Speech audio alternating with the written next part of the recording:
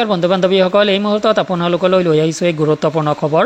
অৰুণোদয় আঁচনি সংক্ৰান্তত গুৰুত্বপূৰ্ণ কিছু খবৰ আপোনালোকক জনাব যত্ন কৰিম। অৰুণোদয়ৰ টকা আৰু আপুনি নাপাব নেকি? কাটি দিছে হাজাৰ হাজাৰ মহিলাৰ নাম।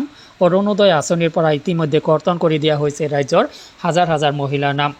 টকা নাপাই হাহাকাৰ কৰিছে হাজাৰ হাজাৰ মহিলাই। বন্ধুসকল, এই সংক্ৰান্তত গুৰুত্বপূৰ্ণ কিছু তথ্য আপোনালোকক সদৰি কৰিব যত্ন কৰিম। মূল ভিডিঅ'টোলৈ যোৱাৰ আগতে আপোনালোকক জনাম সৰু এটা ৰিকুৱেষ্ট। অৰুণোদয়কে আদি কৰি চৰকাৰী বেচৰকাৰী সকলো আঁচনিৰ খবৰ নিয়মিতভাৱে আপুনি এই চেনেলটোৰ জৰিয়তে লাভ কৰিব। যাৰ বাবে আপোনালোকক জনাইছোঁ, চেনেলটোলৈ যদি আপুনি নতুন ভ্ৰমণ কৰিছে, নতুন ভৰি ৰাখিছে, চেনেলটো ছাবস্ক্ৰাইব কৰি ল'ব।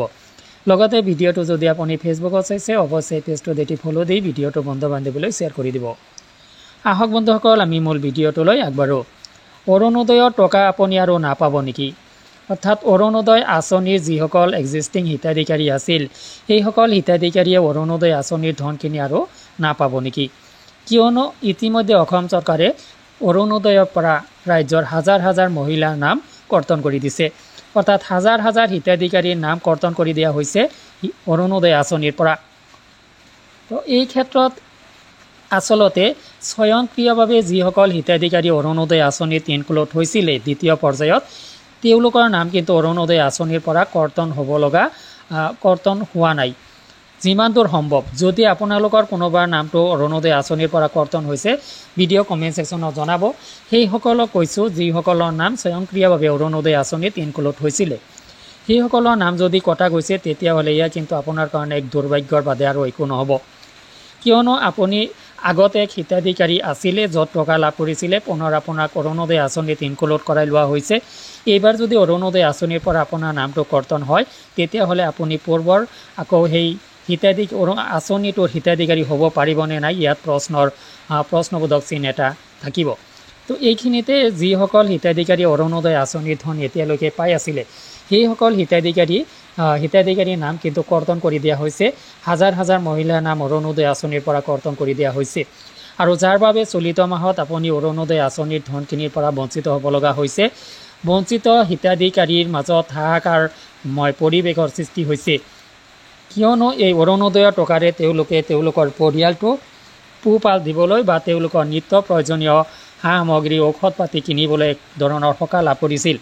কিন্তু যেতিয়াই চৰকাৰে চলিত মাহত ধনখিনি প্ৰভাইড কৰা নাই, হতাশাত ভুগিব লগা হৈছে এই হিতাধিকাৰীসকল। আৰু বন্ধুসকল, ৰাজ্যৰ হাজাৰ হাজাৰ হিতাধিকাৰীৰ নাম যিহেতু অৰুণোদয় আঁচনিৰ পৰা কৰ্তন কৰি দিয়া হৈছে, তেওঁলোকৰ বাবে কিন্তু এটা সকাহ চৰকাৰে ৰাখি দিছে যে তেওঁলোকে পুনৰ অৰুণোদয় আঁচনিত কিছু ডকুমেণ্টছ ভেৰিফিকেশ্যনৰ জৰিয়তে ইনক্লুড হ'ব পাৰিব।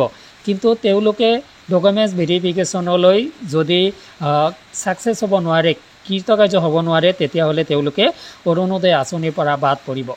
তো বন্ধুসকল, এই এক জটিল প্ৰক্ৰিয়া আৰম্ভ হৈছে আৰু এই প্ৰক্ৰিয়া অনিবাৰ্য আছিলে। এই প্ৰক্ৰিয়া আপোনালোকৰ বাবে আহিব বুলি মই পোনছাতে আপোনালোকক আগৰ ভিডিঅ'বিলাকত জনাই আহিছিলোঁ যে এনেকুৱা এক অগ্নি পৰীক্ষাৰ সন্মুখীন হ'ব লাগিব অৰুণোদয় আঁচনিৰ পূৰ্বৰ হিতাধিকাৰীসকল।